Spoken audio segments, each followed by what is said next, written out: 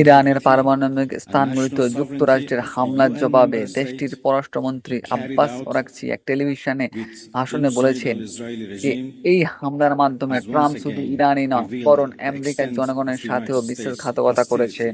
তিনি আরও বলেন যে ট্রাম্প যখন প্রেসিডেন্ট হন তখন বলেছিলেন তিনি মধ্যপ্রাচ্যে আমেরিকার দীর্ঘ ও ব্যয়বহুল যুদ্ধে জড়ানো বন্ধ করবেন, কিন্তু এখন তিনি তা করেননি, উল্টে আমাদের সঙ্গে কূটনীতির নামে প্রতারণা করেছে এবং আমেরিকার জনগণকে ঠকিয়েছেন।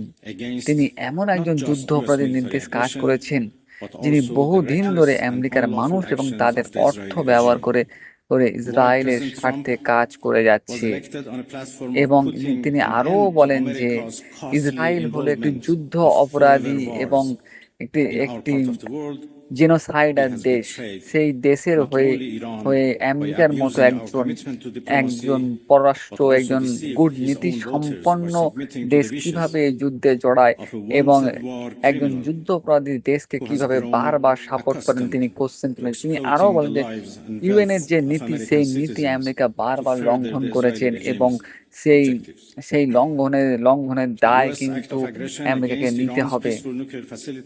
তিনি আরও বলেন যে এতে শুধু আমেরিকার মানুষও কিন্তু ট্রাম্পের বিরুদ্ধে খেপে গেছে এবং এই যুদ্ধে জড়ানো আমেরিকার মোটেও উচিত হয়নি, কারণ এখানে আমরা তো যুদ্ধ করতে যাই।